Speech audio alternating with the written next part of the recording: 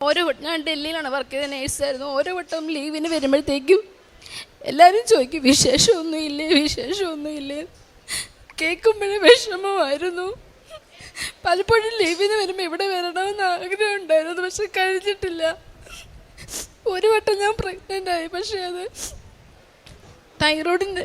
ഹൈപ്പോതൈറോയിഡിസത്തിൻ്റെ പ്രശ്നം ഉണ്ടായിരുന്നത് കാരണം അത് ബ്ലീഡിങ് ആയിട്ട് പോവുകയും ചെയ്തു. ഇതിനു മുന്നേ എനിക്കൊരു പ്രാവശ്യം എനിക്ക് ഫലോപ്പിയൻ ട്യൂബിൽ ഒരു ഹെമറജിക് സിസ്റ്റ് പോലെ വന്നു. അപ്പോൾ അതിൻ്റെ ഓപ്പറേഷൻ ചെയ്തു. Fallopian tube right side remove ചെയ്തായിരുന്നു. പേര് ത്രേസ്യാമ മാത്യു. ഇതെൻ്റെ ഹസ്ബൻഡാണ് ഡിനു ദേവസ്യ. ആദ്യമേ എൻ്റെ ഈശോയ്ക്കും മാതാവിനും ഒരുപാട് നന്ദി പറയുന്നു. ഞങ്ങൾക്ക് കിട്ടിയ വലിയൊരു അനുഗ്രഹം പറയാനാണ് ഞങ്ങളിവിടെ നിൽക്കുന്നത്. ഞങ്ങളുടെ വിവാഹം കഴിഞ്ഞ് 3 വർഷമായിരുന്നു. ഞങ്ങൾക്ക് കുഞ്ഞുങ്ങളൊന്നും ഇല്ലായിരുന്നു. മാതാവിനോട് ഞാൻ എപ്പോഴും പ്രാർത്ഥിക്കും ഞങ്ങൾക്കൊരു കുഞ്ഞിനെ തന്ന് അനുഗ്രഹിക്കാൻ വേണ്ടി. ഞാൻ ഡൽഹിയിലാണ് വർക്ക് ചെയ്ത നേഴ്സായിരുന്നു. ഓരോ വട്ടം ലീവിന് വരുമ്പോഴത്തേക്കും എല്ലാവരും ചോദിക്കും വിശേഷമൊന്നുമില്ലേ. കേൾക്കുമ്പോഴേ വിഷമമായിരുന്നു. പലപ്പോഴും ലീവിന് വരുമ്പോൾ ഇവിടെ വരണമെന്ന് ആഗ്രഹം ഉണ്ടായിരുന്നു, പക്ഷെ കഴിഞ്ഞിട്ടില്ല. ഒരു വട്ടം ഞാൻ പ്രഗ്നൻ്റ് ആയി, പക്ഷേ അത് ഹൈപ്പോതൈറോയിഡിസത്തിൻ്റെ പ്രശ്നം ഉണ്ടായിരുന്നത് കാരണം അത് ബ്ലീഡിങ് ആയിട്ട് പോവുകയും ചെയ്തു. ഇതിനു മുന്നേ എനിക്കൊരു പ്രാവശ്യം എനിക്ക് ഫലോപ്പിയൻ ട്യൂബിൽ ഒരു ഹെമറജിക് സിസ്റ്റ് പോലെ വന്നു. അപ്പോൾ അതിൻ്റെ ഓപ്പറേഷൻ ചെയ്തു. Fallopian tube right side remove ചെയ്തായിരുന്നു.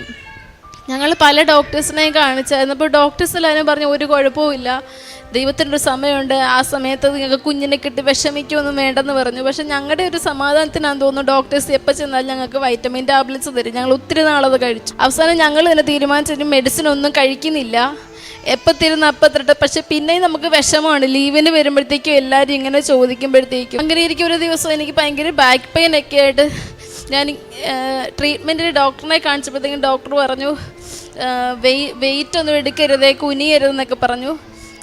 അങ്ങനെ ഇന്നിപ്പം നാട്ടിൽ വരേണ്ട ആവശ്യം. പക്ഷെ അതിനു മുന്നേ ഞങ്ങളൊരു തീരുമാനം എടുത്തു, ഇനി ഇതിനൊരു തീരുമാനമാകാതെ ഞങ്ങളിനി നാട്ടിൽ ഒരിക്കലും വരില്ല. ട്രീറ്റ്മെൻറ്റ് എടുക്കാൻ വേണ്ടി നാട്ടിൽ വരേണ്ടതായിട്ട് വന്നപ്പോൾ എന്നോട് എല്ലാവരും പറഞ്ഞു നീ കൃപാസനത്തിൽ പോ, മാതാവ് നിനക്ക് തരും എന്ന് പറഞ്ഞു. വിശ്വാസത്തോടെ പ്രാർത്ഥിക്കാൻ പറഞ്ഞു. അങ്ങനെ ഒക്ടോബർ 22 2023 ഞാനിവിടെ വന്ന് മാതാവിനോട് പ്രാർത്ഥിച്ചു ഞങ്ങൾക്കൊരു കുഞ്ഞിനെ തന്നെ അനുഗ്രഹിക്കണമേ എന്ന്. ഒക്ടോബർ 25 ഞങ്ങൾ എല്ലാ പ്രാവശ്യവും നോക്കും, വലിയ പ്രതീക്ഷയൊന്നുമില്ല. എന്നാലും ചുമ്മാ നോക്കിയപ്പോഴത്തേക്ക് അത് പോസിറ്റീവായിട്ട് വന്നു. ഒരാഴ്ച കഴിഞ്ഞിട്ട് ഹോസ്പിറ്റലിൽ പോയി ഡോക്ടറിനെ കണ്ടപ്പോഴത്തേക്കും ഡോക്ടർ പറഞ്ഞു പ്രഗ്നൻ്റ് ആണെന്ന് പറഞ്ഞു.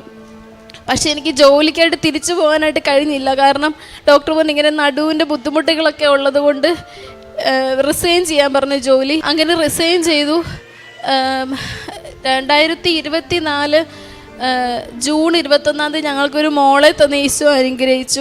നോർമലാന്ന് പറഞ്ഞു, പക്ഷേ ആ സമയത്ത് ഓപ്പറേഷൻ്റെ ആവശ്യമായിട്ട് വന്നു, ഓപ്പറേഷൻ ചെയ്യേണ്ടി വന്നു. ഞാൻ എപ്പോഴും പ്രഗ്നൻ്റ് ആയിരുന്നപ്പോഴത്തേക്കും മാതാവിൻ്റെ തൈലം ഞാൻ വയറിന് മുകളിൽ പുരട്ടി കുരിശ് വരച്ച് എപ്പോഴും പ്രാർത്ഥിക്കുമായിരുന്നു. അതേപോലെ തന്നെ ഞാനിവിടെ ഉടമ്പടി എടുത്തു കഴിഞ്ഞ് ഇവിടെ ഈ മാതാവിൻ്റെ രൂപത്തിനെടുത്ത് നിന്നപ്പോൾ സിസ്റ്റർ ഇങ്ങനെ പറയുന്നുണ്ട് നിങ്ങളുടെ തൈലത്തിലെ 2 തുള്ളി ആ വിളക്കിലൊഴിച്ച് പ്രാർത്ഥിക്കാൻ പറഞ്ഞു. ആ ഒഴിച്ചതിൻ്റെ കൂട്ടത്തിൽ ഞാൻ വിരൽ തൊട്ട് എൻ്റെ വയറ്റിൽ കുരിശ് വരച്ചുകൊണ്ട് ഞാൻ പ്രാർത്ഥിച്ചു, മാതാവ് ഇനി അടുത്ത പ്രാവശ്യം ഞാൻ കൃപാസനത്തിൽ വരുമ്പോഴത്തേക്കും ഞങ്ങൾക്ക് സാക്ഷ്യം പറയും, ഞങ്ങളെ അനുഗ്രഹിക്കണമെന്ന് പറഞ്ഞു. അത് കഴിഞ്ഞ് ഞങ്ങൾ ഇന്ന് കൃപാസനത്തിൽ ഞാൻ വരുന്നത്. കാരണം എൻ്റെ വലിയൊരു ആഗ്രഹം ഞങ്ങൾ 3 പേരോട് ഒന്നിച്ച് ഞങ്ങൾക്ക് കൃപാസനത്തിൽ വരാൻ പറ്റണേന്ന്. അതിന് അമ്മ ഞങ്ങളെ അനുഗ്രഹിച്ചു. ബെഡ് റെസ്റ്റൊക്കെ ആയിരുന്നതുകൊണ്ട് ഞങ്ങൾക്ക് ഒത്തിരി വലിയ കാര്യങ്ങളൊന്നും എനിക്ക് ചെയ്യാൻ പറ്റിയില്ല. കാരണം ഹസ്ബൻഡ് തിരിച്ച് ഡൽഹിക്ക് പോയായിരുന്നു. പിന്നെ ഞാൻ ഇവിടെ വരുന്ന ഓരോരുത്തരെയും കൊണ്ട് പത്രം അവരെ കൊണ്ട് വാങ്ങിപ്പിച്ച് ഞാൻ എല്ലാവർക്കും കൊടുക്കുമായിരുന്നു. പള്ളിയിലൊക്കെ പോകുമ്പോഴാണെങ്കിലും അതേപോലെ മറ്റുള്ളവർ സംസാരിക്കുമ്പോഴത്തേക്കും ഞാൻ പറയുമായിരുന്നു കൃപാസനത്തിൽ പോയി പ്രാർത്ഥിച്ചാൽ മതി, നിങ്ങൾക്ക് ഉറപ്പായിട്ടും അമ്മ. എൻ്റെ കൂടെ വർക്ക് ചെയ്യുന്ന ഒത്തിരി പേർ കുഞ്ഞുങ്ങളില്ലാത്തവരാണ്. അവരോട് ഞാൻ പറഞ്ഞായിരുന്നു നിങ്ങൾ കൃപാസനത്തിൽ പോയി പ്രാർത്ഥിച്ചാൽ മതി, നിങ്ങൾക്ക് അമ്മ കുഞ്ഞിനെ തന്ന് അനുഗ്രഹിക്കും. അതേപോലെ തന്നെ നേരത്തെ ഞങ്ങൾക്കിങ്ങനെ വിഷമം വന്നപ്പോൾ ഞങ്ങൾ പ്രാർത്ഥിക്കാൻ ഒത്തിരി പുറകോട്ട് പോയായിരുന്നു. പക്ഷേ അത് കഴിഞ്ഞ് ഞങ്ങൾക്ക് പ്രാർത്ഥിക്കാൻ ഞങ്ങളെ ദൈവം ഒത്തിരി പഠിപ്പിച്ചു. ഞങ്ങൾ നന്നായി പ്രാർത്ഥിച്ചു, എപ്പോഴും പ്രാർത്ഥിക്കുമായിരുന്നു.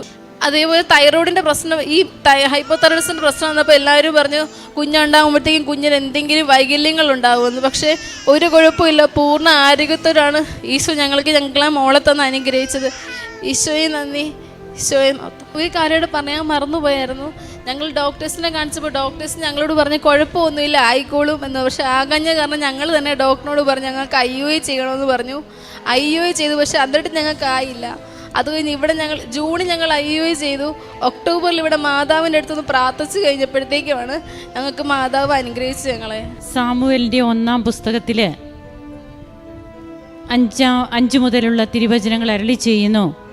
സുഭിക്ഷം അനുഭവിച്ചിരുന്നവർ ആഹാരത്തിനായി കൂലിപ്പണി ചെയ്യുന്നു, വിശപ്പ് അനുഭവിച്ചിരുന്നവർ സംതൃപ്തി അടയുന്നു. വന്ധ്യ 7 പ്രസവിക്കുന്നു, സന്താന സമ്പത്തുള്ളവൾ നിരാലംബിയാകുന്നു. കുഞ്ഞിനെ കിട്ടിയതിൻ്റെ ഇന്ന് തന്നെ ഈ അൾത്താരയിൽ പറയുന്ന 2ാമത്തെ അനുഭവ സാക്ഷ്യമാണ് ത്രേസ്യാമ്മ എന്ന ഈ മകൾ ഇവിടെ പങ്കുവയ്ക്കുന്നത്. തങ്ങൾക്ക് ട്രീറ്റ്മെൻറ്റൊക്കെ എടുത്തവരാണ്. തനിക്ക് ഒരു ഫലോപ്പിയൻ ട്യൂബ് കട്ട് ചെയ്യേണ്ടി വന്നു, IUI ചെയ്തു. ഇങ്ങനെ കുഞ്ഞുങ്ങളിൽ ലഭിക്കാത്തതിൻ്റെ വിഷമവും എല്ലാമായിട്ട് തങ്ങളുടെ പ്രാർത്ഥന തന്നെ മുടക്കി എന്നാണ് പറയുക. പ്രാർത്ഥിക്കാത്ത ദിവസങ്ങൾ തങ്ങളുടെ ജീവിതത്തിലുണ്ടായിരുന്നു. പിന്നീട് എങ്ങനെയാണ് ഇന്ന് കുഞ്ഞുമായിട്ട് വന്ന് സാക്ഷ്യം പങ്കുവയ്ക്കുമ്പോൾ ദൈവത്തെ കൂടുതലായിട്ട് സ്നേഹിക്കുന്നതിൻ്റെയും ദൈവം തന്ന കൃപയായിട്ട് പരിശുദ്ധ അമ്മയുടെ മധ്യസ്ഥതയിലൂടെ ഈശോ നൽകിയ കൃപയായിട്ടാണ് കുഞ്ഞിനെ ലഭിച്ചതെന്നുള്ളതാണ് ഈ ദമ്പതികൾ ഇവിടെ പങ്കുവയ്ക്കുന്നത്. തങ്ങളുടെ വിശ്വാസ ജീവിതത്തിന് മാറ്റം വന്നു, കൂദാശ ജീവിതം ബലപ്പെട്ടു. അങ്ങനെ വിശുദ്ധ കുർബാനയും മറ്റ് കൂദാശ ജീവിതവുമൊക്കെ ആയിട്ട് ഈ മക്കൾ ദൈവത്തോട് അടുത്ത മക്കളായിട്ട് തങ്ങളുടെ കുഞ്ഞിനെ ലഭിക്കുന്ന കാര്യം ട്രീറ്റ്മെൻറ്റ് ഒന്നുമില്ലാതെ ഉടമ്പടി നേർച്ച വസ്തുക്കളൊക്കെ ഉപയോഗിക്കുന്നത് നമ്മൾ ഇവിടെ പങ്കുവെച്ചു.